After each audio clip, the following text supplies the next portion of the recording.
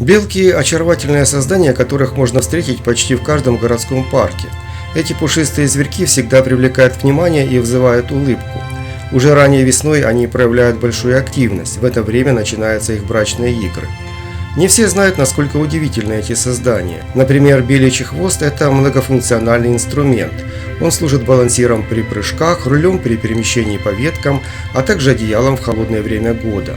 Хвост белки может даже отвалиться, если за него сильно ухватиться. Такое свойство помогает белке спасаться от хищников. Белки – настоящие мастера акробатики. Они могут прыгать на расстояние до 10 метров и падать с большой высоты без травм, благодаря своей легкости и пушистому хвосту, который служит своеобразным парашютом. У белок отличное зрение, которое помогает им ориентироваться в пространстве и находить пищу. Они также хорошо различают цвета. Белки линяют 2 раза в год, зимой меняя шубку на более теплую и более легкую летом. А вот хвост линяет всего 1 раз в год. Крепкие загнутые когти позволяют белкам легко взбираться на деревья, цепляться за кору и удерживаться на тонких ветках. Белки прекрасно адаптированы к жизни на деревьях. Их гибкое тело позволяет им проникать в самые узкие щели. Усы белок помогают им ориентироваться в пространстве, особенно в темноте, а также определять размеры отверстий, чтобы не застрять. Хотя белки у нас ассоциируются с орехами, их рацион гораздо разнообразнее. Они питаются разными семенами, плодами, грибами, почками деревьев, насекомыми и даже яйцами птиц.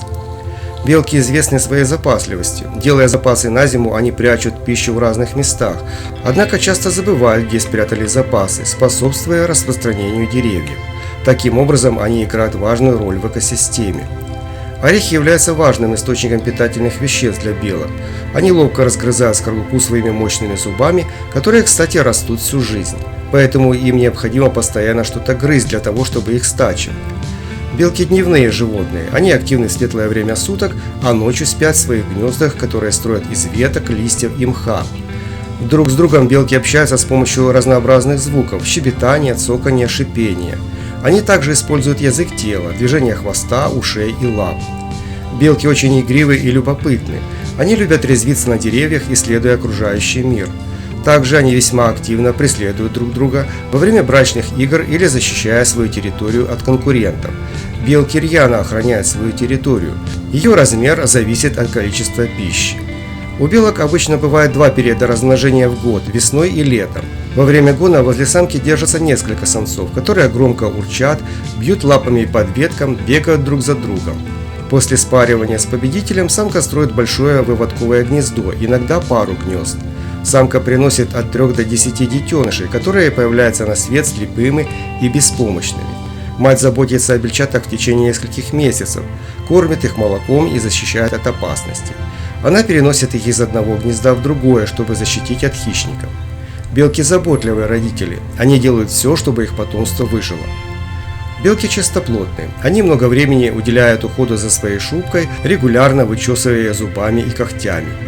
В отличие от других животных, белки не впадают в зимнюю спячку, хотя их активность в холодное время года снижается. Чтобы сохранить энергию, они дольше находятся в своих утепленных гнездах, выходя наружу, чтобы отыскать запасы пищи. В городах белки находят достаточно пищи и укрытий. Они могут жить в парках, садах и даже на чердаках домов. В городских парках белки быстро привыкают к людям и могут даже брать пищу из рук. Однако нужно помнить, что кормить белок с рук не всегда безопасно, ведь они могут быть переносчиками различных инфекций.